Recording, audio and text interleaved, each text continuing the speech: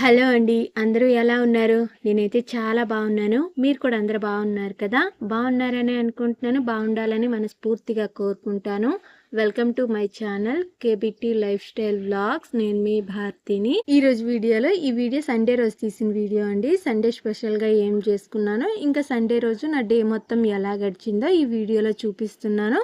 Video last వరకు చూసి మీకు ఈ వీడియో ఎలా అనిపించిందో కామెంట్ చేయండి.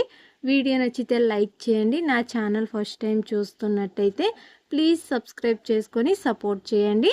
యూట్యూబ్ కొత్తగా ఇచ్చిన హైప్ కూడా ఖచ్చితంగా ఇవ్వండి. ఇంకా ఈరోజు సండే అనేసి మా ఆయన డ్యూటీ మీద బయట ఉన్నా సరే వేరే వాళ్ళ చేత ఒక 1/2 కిలో దాకా అయితే ఇంటికి చికెన్ పంపించారు. చాలా రోజులైంది అసలు చికెన్ ఇంటికి తెచ్చుకొని. ఎందుకో ఈ మధ్య అసలు చికెన్ ఇంటికి తెచ్చుకోవడమే మానేసాము. చాలా రోజులు అయిందనేసి ఇంకా మా ఆయనే మాకు చెప్పకుండా ఇంటికైతే ఒక 1/2 కిలో దాకా చికెన్ పంపించారు. ఇంక ఈరోజు సండే రోజు స్పెషల్గా అయితే చికెనేనండి. మా ఆయన ఇంటికాడ ఉన్నప్పుడు నేను ఏదో ఒక వెరైటీ అయితే చేస్తాను, కానీ మా ముగ్గురికి ఎందుకో వెరైటీగా చేసుకొని అయితే తినాలనిపించదు. ఏది చేసినా సరే మా ఆయన మాత్రం చాలా ఇష్టంగా తింటారండి. అందుకని నేను మా ఆయన ఉన్నప్పుడు ఎక్కువగా వెరైటీలు చేయడానికి అయితే ఇష్టపడతాను. ఇంకా చికెన్ తెచ్చేసిన తర్వాత చికెన్ అయితే కలిపి పెట్టేసుకున్నాను.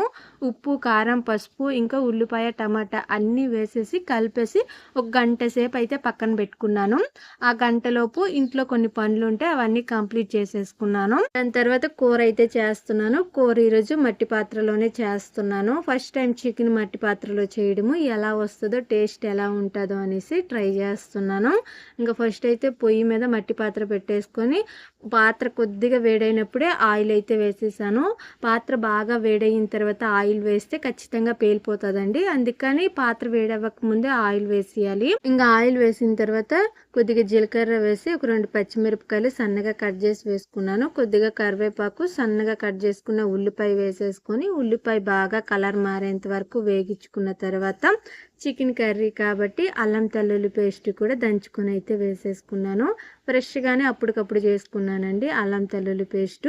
మా ఇంట్లో ఎప్పుడు కూడా పెద్దగా నేను అల్లం తెల్లుల్లి పేస్ట్ వాడిని కాబట్టి ఎక్కువగా చేసేసి అయితే స్టాక్ పెట్టుకోను. ఎప్పుడైనా నాన్ వెజ్ కర్రీలు వండినప్పుడు మాత్రమే అప్పటికప్పుడు మిక్సీ ఆడించుకుని అయినా వేస్తాను, లేకపోతే దంచేసి అయినా వేసుకుంటాను. ఇంకా అల్లం తెల్లుల్లి పేస్ట్ పచ్చివాసన పోయేంత వరకు వేగించుకున్న తర్వాత కలిపి పక్కన పెట్టుకున్నాను కదా ఒక గంట సేపు ఆ చికెన్ తాలింపులో వేసేసాను. ఇప్పుడు ఈ చికెన్లో వాటర్ మొత్తం బయటకు వచ్చేంత వరకు గ్యాస్ సిమ్లో పెట్టుకొని పైన మూత పెట్టుకొని అయితే సన్న మంటలో ఉడికించుకుంటానమాట. అసలు ఏం వాటర్ ఏమీ వేయకుండా కేవలం చికెన్లో ఉండే వాటర్ మొత్తం బయటకు వచ్చి ఆ వాటర్తోనే ఫస్ట్ అయితే ఉడికిస్తాను. ఇలా ఫస్ట్ అలా ఉడికించడం వల్ల ఈ చికెన్ కర్రీ లైట్గా నీసు వాసనలాగా అనిపిస్తుంది కదా, ఆ నీసు వాసన లేకుండా తినేటప్పుడు టేస్ట్గా అనిపిస్తుంది. అందుకని ఫస్ట్ అయితే నేను అలా చేస్తాను. ఇంకా చికెన్ బాగా మగ్గేలోపు నేనైతే చికెన్కి కావాల్సిన మసాలా కూడా రెడీ చేసుకుంటున్నాను.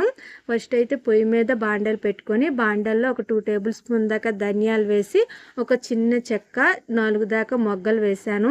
అవి బాగా కలర్ మారేంత వరకు వేగించుకున్న తర్వాత కొబ్బరి ముక్కలు 4 వేసి తెల్లుల్లి కూడా వేసేసి అయితే మెత్తటి పొడిలా మిక్సీలో వేసుకొని అయితే ఆడించేసుకున్నాను. ఇంకా నేను ఈ మసాలా తయారు చేసేలోపు చికెన్ కూడా బాగా మగ్గిపోయిందండి. చికెన్లో ఉండే వాటర్ మొత్తం పూర్తిగా ఇనికిపోయేంత వరకు అయితే మధ్యలో కలుపుకుంటూ అయితే నేను మగ్గించుకుంటాను.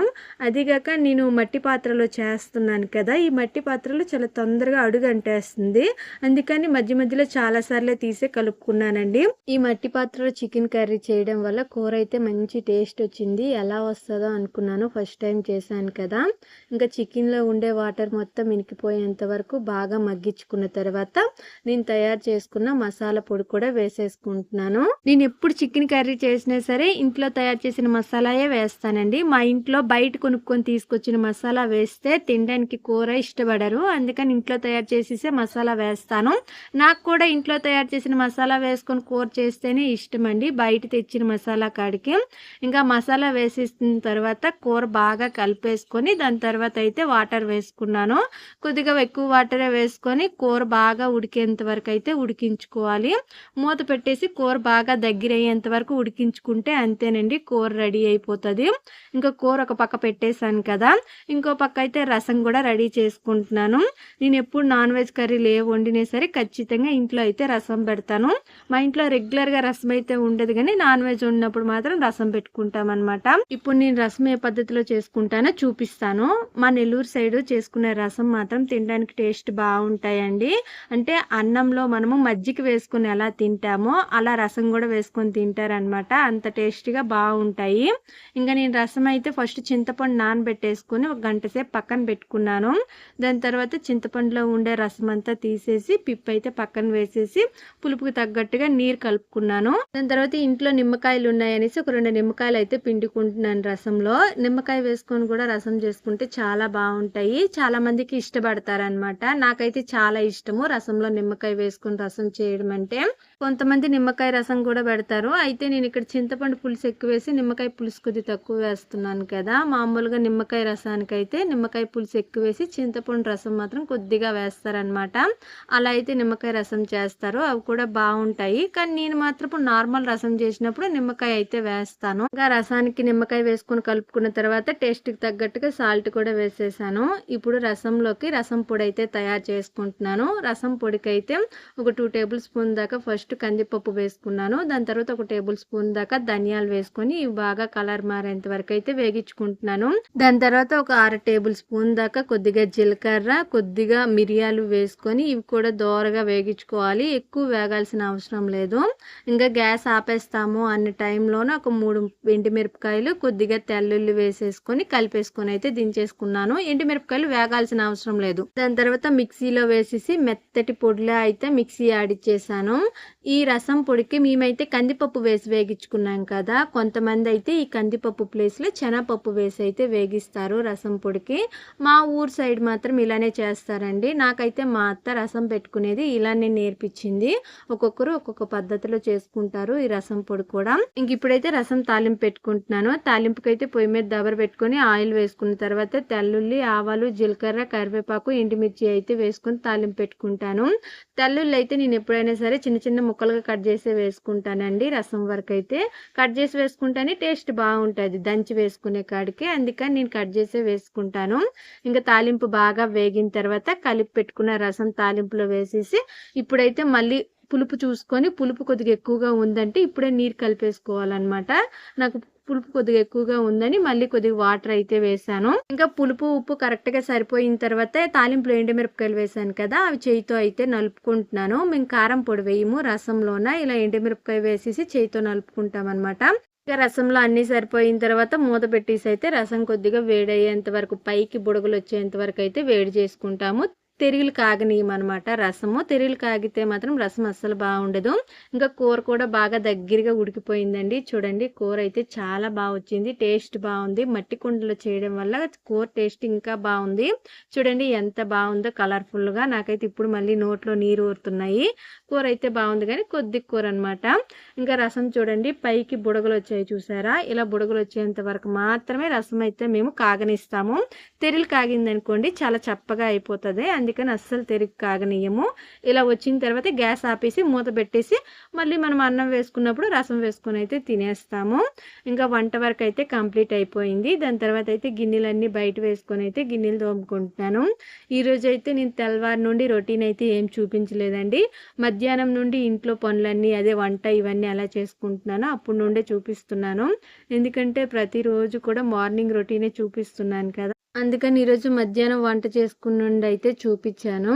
ఇంకా గిన్నెలు అయితే దోముకుంటున్నాను. గిన్నెలు అయితే తెల్లవారి నుండి దోమలేదు, అన్నీ ఒకేసారి బయట వేసుకొని అయితే దోముకుంటున్నాను. అంటే టిఫిన్ అయిన తర్వాత వంట మొత్తం కంప్లీట్ అయిన తర్వాత అయితే దోముకుంటున్నాను.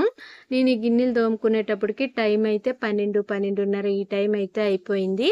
వంట అయితే 11:15 ఈ టైంకి అయితే కంప్లీట్ అయిపోయింది. ఇంకా గిన్నెలు మొత్తం దోమడం పూర్తయ్యేటప్పటికి 1 గంట ఈ టైం అయిపోయింది. గిన్నెలు దోమేసిన వెంటనే ఇంకా అన్నం తినడానికి అయితే రెడీ అయ్యాము. ఇంక ఈరోజు మెనూ అయితే సింపుల్గా తెలుసు కదా, వేడి వేడి అన్నము, అన్నంలోకి చికెన్ కూర, ఇంకా కొద్దిగా రసం చేశాను. రసము సింపుల్‌గా అయితే ఇంతేనండి. ఇంకా చికెన్ కూర కాబట్టి ఉల్లిపాయ, నిమ్మకాయ కూడా తీసుకున్నాను. ఇంతేని. ఇవైతే ఇప్పుడు వేసుకొని మా అత్త, మా మామయ్యకి ఫస్ట్ వేసి ఇచ్చేసి దాని తర్వాత నేను కూడా వేసుకొని అయితే తినేస్తాను. నేనైతే అన్నం పెట్టేస్తున్నాను ప్లేట్‌లో. మా అత్త అయితే అందరికీ కూర అయితే పెట్టేస్తుంది. నేను ఎందుకో నాన్ వెజ్ కూరలు అందరికీ కరెక్ట్‌గా వేస్తాను అని నాకు అనిపించదండి. అందుకనేసి నేను మ్యాక్సిమం మా అత్త చేత వేపిస్తాను. నాన్ వెజ్ ఏ కూర వండినా సరే కేవలం కోడిగుడ్డు కూర మాత్రమే నేను వేస్తాను. నాన్ వెజ్ కూర ఏదైనా సరే. మిగతా కూరలైనా సరే మా అత్త చేతే అందరికీ వేపిస్తాను. కరెక్ట్‌గా వేస్తదనమాట. ఎవరికి ఎంత వేయాలో అంత. అందుకని మా అత్త చేత అయితే వేపిస్తాను. ఇంకా మా అత్త ఏమో కూర వేసేసింది. నేనేమో ప్లేట్‌లో అన్నం వేసేసి మా అత్త, మా మావయ్యకి అయితే ఇచ్చేసాను. ఇంకా మా బాబేమో మా దగ్గర ఆడుకుంటూ అయితే తినేసాడు. మా ముగ్గురు దగ్గర ఒక్కొక్కరి దగ్గర ఒక్కొక్క ముద్ద పెట్టుకొని అయితే తినేసాడనమాట. కొన్నిసార్లు ప్లేట్లో అన్నం పెట్టుకొని వాడి మట్టుకు వాడే తింటాడు. చాలా నీట్‌గా తింటాడండి. వాడికి తినాలనిపించినప్పుడు వాడి మట్టుకు వాడు. అలా కాదు మేము తినిపించాలి అన్నప్పుడు మాత్రం చాలా లేట్ చేస్తాడు. మినిమం ఒక గంట, గంటన్నర సేపు అయినా అన్నం తింటాడనమాట మేము తినిపిస్తే. అంటే నోట్లో ముద్ద పెట్టేసి మరి మింగడనమాట. అలా నోట్లో పెట్టుకొని అయితే ఊరిస్తూ ఉంటాడు. ఒక్క ముద్ద మింగడానికి మినిమం ఒక పావుగంట, అరగంట సేపు టైం పడుతుందండి. అంతసేపు నోట్లో పెట్టుకొని అయితే ఊరిస్తాడు.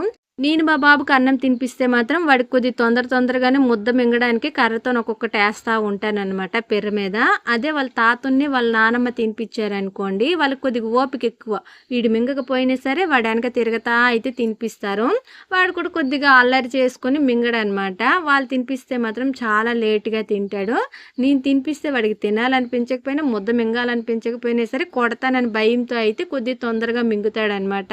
ఇదేటో చిన్నపిల్లలకు మాత్రం చాలా మంది పిల్లలకి నోట్లో ముద్ద పెట్టిన తర్వాత మింగాలనిపించదు. నోట్లో అలా ముద్ద పెట్టేసి అయితే ఉంచుకుంటారనమాట. నోట్లో ముద్ద అలానే ఉంటుంది. ఆడుకుంటుంటారు. వాళ్ళ పనులు వాళ్ళు చేసుకుంటుంటారు. నేను చాలా మంది పిల్లలకైతే ఇది గమనించాను. మా అక్కాల పిల్లలు కూడా ఇలానే ఉండేవాళ్ళు. మా ఊర్లో ఉండే పిల్లలు కొంతమంది కూడా నేను చూసినంత వరకు అయితే ఇలానే ఉన్నారనమాట. ముద్ద పెట్టిన వెంటనే నవిలి మింగరు. చాలాసేపు నోట్లో అలా ఉంచేసుకుంటారు. చిన్నపిల్లలకి ఇదేం అలవాటు నాకైతే అర్థం కాదు. ఇంకా మా అందరిది అన్నం తినడం అయిపోయిన తర్వాత బట్టలు అయితే ఉతుక్కుంటున్నాను. బట్టలు ఉతుక్కునేటప్పటికి టైం అయితే ఎలాగలేదన్నా సరే 2 ఈ టైం అయితే అయిపోయిందండి. 2, 2:30 ఈ టైం అయితే అయ్యింది. తినడం మొత్తం అయ్యి గిన్నెలన్నీ తీసేసి అవి కడిగి దాని తర్వాత బట్టలు ఉతకడానికి కొద్దిగా టైం అయ్యిందనమాట. మొత్తం అంతా కంప్లీట్ అయిపోయి 1 గంట 2 గంటల సేపు అయితే రెస్ట్ తీసుకున్నాను. నేను చేసే పనుల్లో మాత్రం ఆఖరి పని బట్టలు ఉతికేదే ఉంటుందండి. బట్టలు ఉతికేదానికి నాకు కొద్దిగా ఎక్కువ టైం పడుతుంది. అందుకని ఇంట్లో పనులన్నీ కంప్లీట్ అయిపోయిన తర్వాత లాస్ట్లో అయితే బట్టలు ఉతుక్కుంటాను. ఎప్పుడైనా సరే 2, 2:30, 3 ఈ టైం అయితే అయిపోతుంది బట్టలు ఉతుక్కున్నప్పటికి. ఇప్పుడైతే ఎండాకాలం కాబట్టి 2, 2:30 ఈ టైం అయినా సరే బట్టలు ఆరిపోతున్నాయి. అదే వర్షాకాలము, చలికాలం అయితే మాత్రం ఈ టైంలో బట్టలు ఉతికితే అస్సలు ఆరవు. పక్క రోజు సాయంకాలానికి ఆ బట్టలు తీయాలి. ఇంకా నేను బట్టలు ఉతుకుతున్నప్పుడు పైప్ నీరు వస్తున్నాను. అందుకని జాడించినప్పుడు తొట్టులోనే నీరు పైప్ పెట్టేసి అయితే బట్టలన్నీ నీట్గా జాడించేసుకున్నాను. లేకపోతే బోర్లో నీరు కొట్టుకొని అయితే బట్టలు జాడించాలన్నమాట. ఇంకా బట్టలు ఉతకడం అయిపోయిన తర్వాత 1 గంట, గంటన్నర సేపు అయితే రెస్ట్ తీసుకున్నాను. ఇంకా మా ఊరు సైడ్ అయితే సేద్యం చేసేస్తున్నారండి పొలాలు. ఆల్రెడీ వరి నారు అయితే వేసేస్తున్నారు. చూడండి ఈ వరి నారు వేసి నాకు తెలిసి ఒక 10-15 రోజులు అయితే అయిపోయింది. కొద్దిగా ఎత్తు పెరిగింది. అందుకని పొలాలన్నీ కూడా సేద్యం చేసేసుకుంటున్నారు. మా ఊర్లో ఎక్కడ విన్నా సరే ట్రాక్టర్ల సౌండే వస్తుంది. ఎందుకంటే మా ఊరు చుట్టూ కూడా పొలాలే కదా. ఎక్కడ చూసినా సరే ట్రాక్టర్లతో అయితే సేద్యం చేస్తున్నారనమాట. ఇంకా మా ఇంటి పక్కనే సేద్యం చేసేదైతే నేను వీడియో తీస్తున్నాను. ఈ సేద్యం చేసేటప్పుడు మంచి మట్టి వాసన అయితే వస్తుందండి. ఆ వాసన అంటే నాకు చాలా ఇష్టము. అంటే వర్షం పడేటప్పుడు మట్టి వాసన ఎలా వస్తుందో అలానే వస్తుంది. కాకపోతే కొద్దిగా బురద వాసనలా కూడా ఉంటుంది. వర్షం పడేటప్పుడు మాత్రం మట్టి వాసనే వస్తుంది. సేద్యం చేసేటప్పుడు మట్టి వాసన, బురద వాసన 2 కలిపేసి అయితే వస్తుంది. కానీ నాకు మట్టి వాసన అంటే చాలా ఇష్టము. బాగుంటుంది. ఇంకా 10-15 రోజుల్లో అయితే వరి నాట్లు కూడా స్టార్ట్ అయిపోతాయి. కొద్ది తొందరగానే పంట పండించడం స్టార్ట్ అయ్యింది కదా. 3 నెలల్లో వరి కోసేసి ధాన్యం కూడా మన ఇంటికి వచ్చేస్తాయి అన్నమాట. అంటే మాకు ఇంకా వర్షాలు కలవలేదు కానీ మాకు పెన్నా నది పక్కనే కాబట్టి నీరుకి ఏమి ఇబ్బంది ఉండదు కాబట్టి కొద్ది తొందరగానే వరి నాట్లు అయితే స్టార్ట్ చేశారు. ఇప్పటికైతే వరి నాట్లు ఏమి ఎవరు వేయలేదు కానీ నారు అయితే పోస్తున్నారనమాట. వరి నారు అదేనండి వరి విత్తనాలు వేసి మొలకలు వస్తాయి కదా అవైతే పోస్తున్నారు. మేము దాన్ని వరి నారు అంటాము. మా ఊరు సైడ్ అయితే సంవత్సరానికి 2 లేదా 3 పంటలైతే పండిస్తారండి. ఎక్కువగా 2 పంటలే పండిస్తారు. కొన్నిసార్లు అయితే 3 పంటలు వేస్తారనమాట. చాలా వరకైతే వరి పంటే వేస్తారు. మిగతా ఏ పంట మా ఊరు సైడ్ అయితే పెద్దగా పండించరు. ఉంటే ఎక్కువగా మామిడి తోటలుంటాయి. లేకపోతే వరి పొలాలే ఎక్కువగా ఉంటాయన్నమాట. మిగతా ఏ పంటలు కూడా నేను మా ఊర్లో అయితే పెద్దగా చూడలేదండి. అక్కడక్కడ ఎవరో ఒకరైతే వేరుశెనగ గింజలు వేసేసి కూడా వేరుశెనక్కాయలు పండిస్తుంటారు. ఇవే ఎక్కువగా ఉంటాయి అన్నమాట. మా ఊరు సైడ్ ఎక్కువగా పొలాలు ఉంటాయి కదా, ఎక్కువ శాతం పొలాలు ఉండడం వల్ల రకరకాల పంటలు పండిస్తే బాగుండు అని నాకు అనిపిస్తుంది. కానీ ఎందుకో రకరకాల పంటలు అయితే వెయ్యరండి. నాకు కారణం తెలీదు. మరి ఇంకే పంట వేసినా సరే ఇక్కడ సరిగ్గా పండదని వెయ్యరో, లేకపోతే వరి పండిస్తేనే బాగుంటుందని ఎక్కువగా వరే పండిస్తారో నాకైతే తెలీదు. కానీ రకరకాల పంటలు వేస్తే మంచిది కదా, అంటే మాకు నీరుకి కూడా పెద్దగా ఇబ్బంది ఉండదు.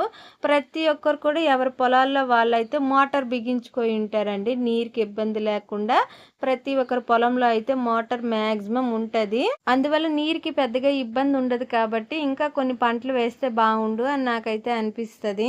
ఇంకా అమ్మ వాళ్ళ ఊరు సైడ్ అయితే మాత్రం సంవత్సరానికి ఒక్క పంటే పండిస్తారు. అది కూడా వర్షాకాలంలో వర్షం మీద డిపెండ్ అయ్యి మాత్రమే పండిస్తారు.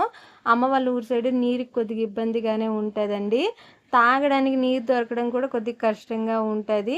ఈ మధ్య ప్రభుత్వం పైపులు వేసి కొద్దిగా నీరుకి ఇబ్బంది లేకుండా ఉంది. కానీ ఇంతకు ముందు అయితే వేరే ఊరు వెళ్ళి మరి తాగడానికి నీరు అయితే తెచ్చుకునే వాళ్ళము. అంత ఎక్కువగా అమ్మ వాళ్ళ ఊరు సైడ్ అయితే నీరుకి ఇబ్బందిగా ఉంటుంది అనమాట. ఇంకా పంటకైతే ఇంకా వర్షాల మీద పూర్తిగా ఆధారపడాల్సి వస్తుంది. అమ్మ వాళ్ళ ఊరు సైడ్ ఏంటంటే అవసరమైనప్పుడు వర్షం పడదు అనమాట. ఇంకా పంట మొత్తం పండిపోయి చేతికి పంట వస్తుంది అన్ని టైంలోనే వర్షాలు పడేసి పండిన పంట అంతా కూడా చెడిపోతూ ఉంటుంది. ఎక్కువగా నేలపాలు అవుతుంటుందండి నాకు తెలిసినంత వరకు అమ్మ వాళ్ళ ఊరు సైడు. అందుకని నాకు కొద్దిగా బాధగా అనిపిస్తుంది. పడాల్సిన టైంలో వర్షం పడి పంట మొత్తం చేతికి వచ్చినప్పుడు ప్రకృతి కొద్దిగా సహకరిస్తే బాగుండు అనిపిస్తుంది. పంట బాగా పండిన తర్వాత చేతికి వచ్చినప్పుడు ఆ పంట చెడిపోతే చాలా బాధ అనిపిస్తుందండి. పంట స్టార్టింగ్లోనే చెడిపోతే పోనీలో ఏదో ఒకటి అయిపోయింది అనేసి కొద్దిగైనా మనసు గట్టి చేసుకుంటాము. కానీ పంట మొత్తం పండి చెడిపోతే మాత్రం కొద్దిగా బాధ అనిపిస్తుంది. కొద్దిగా కాదు, చాలా ఎక్కువగా బాధ అనిపిస్తుంది. ఇంకా ఖర్చు కూడా ఎక్కువ అయి ఉంటుందండి. ఇంకా అమ్మ వాళ్ళైతే ఎక్కువ పొలం ఏం కాదు కానీ ఎకరా తీసుకొని అయితే కౌలుకి తీసుకొని అయితే పండిస్తూ ఉంటారు. అంటే ఇంట్లో తినడానికి ధాన్యమైనా ఉంటాయి అనేసి కేవలం ఇంట్లో తినడానికి మాత్రమే ఎకరా లేదా ఎకరా వరకు అయితే తీసుకొని కౌలుకైతే పండిస్తూ ఉంటారు. ఓపిగ్గా చేసుకుంటారండి అమ్మ నాన్న పంట పండించినప్పుడు. ఇంక నేను సాయంకాలం 4:30 ఈ టైంలో లేచి ఇంట్లో పనులు చేయడం అయితే స్టార్ట్ చేశాను. ఫస్ట్ అయితే ఇల్లు చిమ్మేసుకుంటున్నాను. దాని తర్వాత వాకిలి చిమ్మేసుకొని నీరు కాసేసుకొని స్నానం చేసుకొని అయితే మిగతా పనులు అయితే చేసుకుంటానన్నమాట. ఇంకా ముందు రోజు అయితే శనివారం రోజు నేను బాబు మా ఆయన ముగ్గురము కలిసి అయితే గుడికి వెళ్ళామన్నమాట. వెంకటేశ్వర స్వామి గుడికి అయితే వెళ్ళాము. చాలా రోజుల నుండి వెళ్ళాలి అని అనుకుంటున్నాము. అంటే బాబుని తీసుకెళ్లాలనేసి అయితే మొక్కుకున్నామండి. వెంకటేశ్వర స్వామి గుడికి ఆత్మకూరులో ఉంటుంది. గుడి బాగుంటుంది. పగలయ్యి ఉంటే గుడి మొత్తం బాగా చూపించుండేదాన్ని. కానీ మేము బయలుదేరినప్పటికి లైట్గా చీకటి అయిపోయింది. టైం అయితే 6:30 ఈ టైం అయితే అయిపోయింది. బాబుని గుడికి తీసుకురావాలనేసి చాలా రోజుల నుండి అయితే మొక్కు అలా ఉండిపోయిందండి. బాబు పుడితేనే ఈ గుడికి తీసుకొస్తామనేసి అయితే మొక్కుకున్నాము. ఇప్పుడు బాబు 5 సంవత్సరాలు అయితే అయిపోతుంది కానీ ఇప్పుడు దాకా అయితే గుడికి తీసుకురాలేదు. ఇంకా వేసవి సెలవులు కూడా అయిపోతున్నాయి కదా అనేసి గుడికి అయితే తీసుకొచ్చాము. అనుకోకుండా ప్లాన్ చేసుకున్నాం అనమాట. ఇంకా మా పెళ్ళి కూడా ఈ గుడిలోనే అయ్యిందండి. గుడి చూడడానికి చాలా బాగుంటుంది. ఇదైతే వెంకటేశ్వర స్వామి గుడి అండి. నేను ఈ గుడికి రావడం ఇప్పటికైతే 3 సార్లు వెళ్ళానండి. ఫస్ట్ మా పెళ్ళి ఈ గుడిలోనే అయ్యింది కాబట్టి పెళ్ళైనప్పుడు వెళ్ళాను. దాని తర్వాత మా బాబు పుట్టక ముందు బాబైనా పాపైనా పుట్టిపోవాలి, ప్రెగ్నెంట్ అయిపోవాలి అనేసి మొక్కుకోవడానికి ఒకసారి అయితే వెళ్ళాను. ఈ గుడికి వెళ్ళిన నెల రోజుల్లోనే నేను కన్సీవ్ అయ్యాననేసి అయితే కన్ఫర్మ్ అయ్యిందనమాట. అప్పటి నుండి నాకు ఈ దేవుడి మీద అయితే కొద్దిగా నమ్మకము. ఈ గుడికి వచ్చి మొక్కుకుంటే మొక్కు తీరుతుంది అనేసి కొద్దిగా నమ్మకం ఎక్కువ అనమాట. ఇంకా బాబు పుట్టిన తర్వాత నేను ఈ గుడికి తీసుకొస్తానని అయితే మొక్కుకున్నాను. బాబుకి ఇప్పుడు 5 సంవత్సరాలు. ఇప్పుడు దాకా అయితే వాటిని తీసుకురావడానికి అస్సలు వీలు కాలేదు. ఇంకా ఎలాగో స్కూల్ సెలవులు వచ్చాయి, వేసవి సెలవులు కూడా కంప్లీట్ అయిపోతున్నాయి. ఇంకా వారం 10 రోజుల్లో స్కూల్ ఓపెన్ అయిపోతాయి అనేసి ఇంకా నేనైతే గుడికి తీసుకెళ్దాము అనేసి శనివారం రోజు అయితే వచ్చాము. గుడిలోకి చూడండి ఎంత జనం ఉన్నారో, చాలా ఎక్కువ మందే ఉన్నారండి. లైన్‌లో చూసారా చాలామంది ఉన్నారు. మేమైతే 7 గంటలకు వచ్చాం కదా! ఇంటికి వెళ్ళినప్పటికి మాత్రము 9 ఈ టైం అయితే అయిపోయింది. కానీ గుడిలో ఉన్నంత సేపు మాత్రం చాలా ప్రశాంతంగా, హాయిగా అనిపిచ్చింది. నేనైతే వీడియో సరిగ్గా తీయలేదండి. ఎందుకంటే నాకు దేవుడికి దీపం పెట్టి ఈ హడావుడిలోనే ఉందును. అందుకని వీడియో ఎక్కువగా తీయాలనిపించలేదు. ఇంకా వీడియో క్లారిటీ కూడా ఎక్కువ రాలేదు. అంటే చీకటి అయిపోయింది కదా! అందుకని నేను వీడియో అసలు తీయలేదనమాట. ఈ వీడియో అయితే ఇంతేనండి. మీ అందరికీ ఈ వీడియో ఎలా అనిపించిందో కామెంట్ చేయండి. వీడియో నచ్చితే లైక్ చేయండి. నా ఛానల్ ఫస్ట్ టైం చూస్తున్నట్టయితే ప్లీజ్ సబ్స్క్రైబ్ చేసుకొని సపోర్ట్ చేయండి. యూట్యూబ్ కొత్తగా ఇచ్చిన హైప్ కూడా ఖచ్చితంగా ఇవ్వండి. Thank you friends. Bye bye.